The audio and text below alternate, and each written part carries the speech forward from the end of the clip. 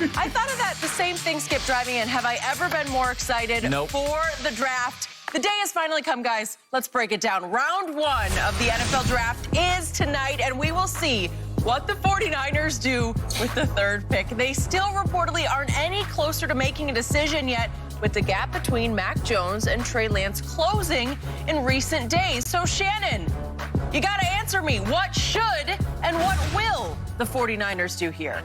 Well, Skip, I believe they moved up from 12 to 3 in order to take Mac Jones.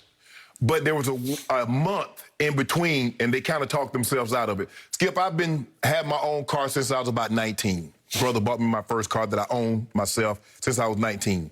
And since then, I'm almost a couple of months short of 53. I've never test driven a car. Because I know if I get there and I test drive one and I test drive the other one, it's going to... I know what I want. I go pick it up. I said, look, I'm coming. I'm getting this car, but I'm driving off the lot with it. So I don't test drive. And what the 49ers did, Skip, they test drove another car. They ended up going to see Trey Lance. They asked John Beck to put him through some drills, let him get familiarize himself with a system. And they saw him, and they're like, okay, wow.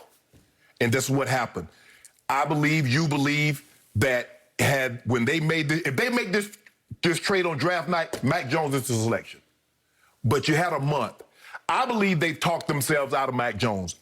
Honestly, after sitting here, and it's like, it's close, it's 50-50. Have you heard anything from the inside about that? I have not heard from the inside. Obviously, you being close to Mike Shannon. Close to Mike, very close to Mike. I have not heard anything from inside, and that's what's so intriguing. Because normally, you get a sense, but the one thing we do know is that when the needle starts moving in another direction, Skip, it normally doesn't stop. And the needle is kind of moving faster towards Trey Lance than I think Mac Jones would even like. If you make me say now, I don't know what the odds are.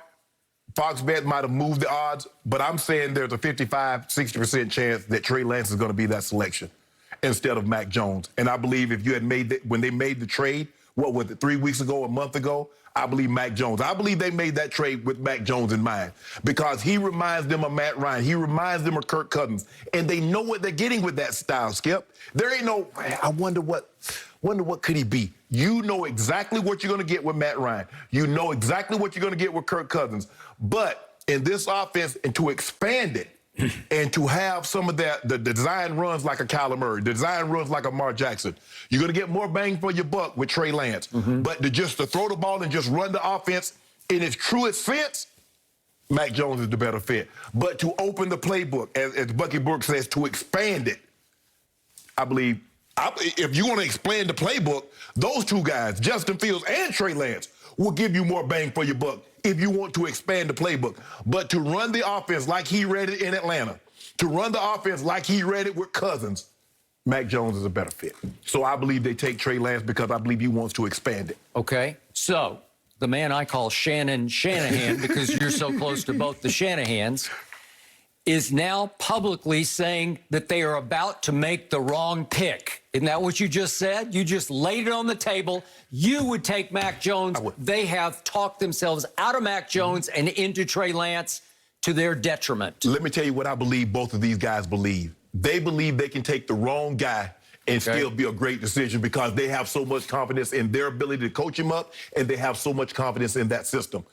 That's what they believe. Because, Skip, like you said, you look at it over the years after John Elway, the selections that they've made, you're like, Brian Griese, but Brian Griese threw for 4,000 yards and went to a Pro Bowl. He also went 27 and 24 as Mike Shanahan's starting quarterback. Yes. And then he tried Jake Plummer, and he was good in the regular season and terrible in the post. Right. And then he tried Jay Cutler, and he was a sub-500 quarterback and finally got Mike fired.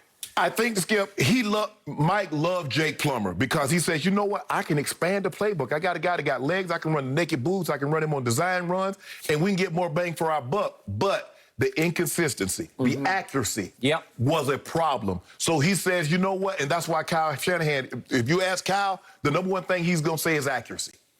But the question is, are you willing to sacrifice some accuracy in order to expand and get more bang for your buck with either Fields or Trey Lance? I know what you would do.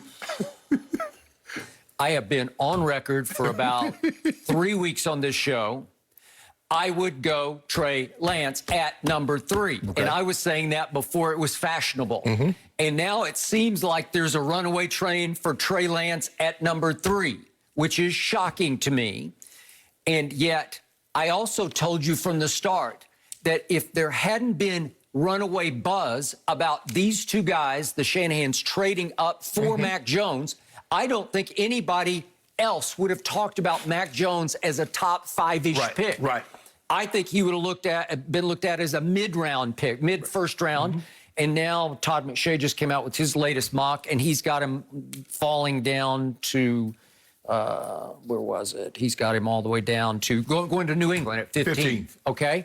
That would make sense to me. He also could go 19th to the Washington football team, which probably still is in the market for a quarterback if they don't have to pay too much to trade up. So there'll be several teams lurking in the middle of the first round saying, is Mac Jones going to fall in our lap?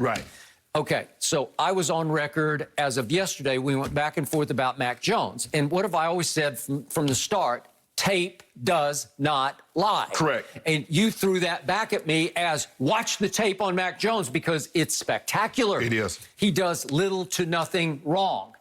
Yet I would tell you, if you looked harder at said tape, even though the results are sensational, the results are, they're not quite Joe Burrow all-time statistically, but they're close. They're close. 77% completion percentage. And that 96 QBR is unheard of. It's unheard of. I got you. By the way, Justin Fields was 92, and in any other year, we'd be talking about Justin Fields. If there weren't a Trevor Lawrence, we'd be saying Justin Fields should be the first overall pick. But on Mac Jones, when I say tape doesn't lie, the Mac Jones I saw, I'm doing TV tape, so I'm just watching the games, eye testing on TV.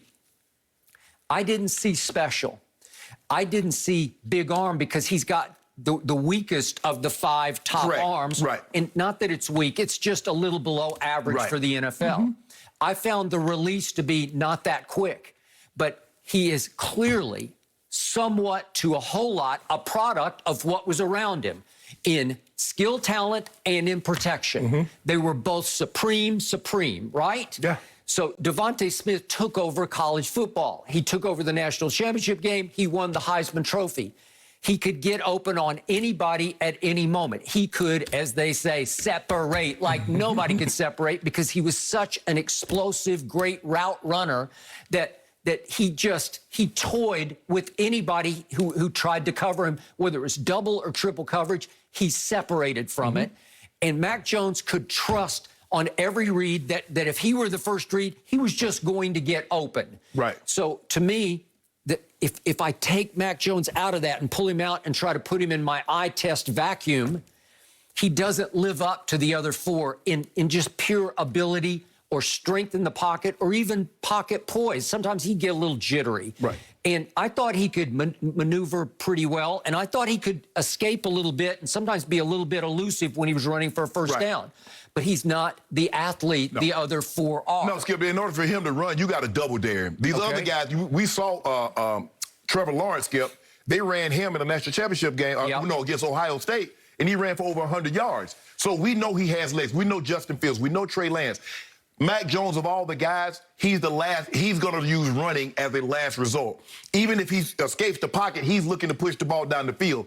But what I love most about him, Skip, if you look at the yards after the catches, receivers, all that has to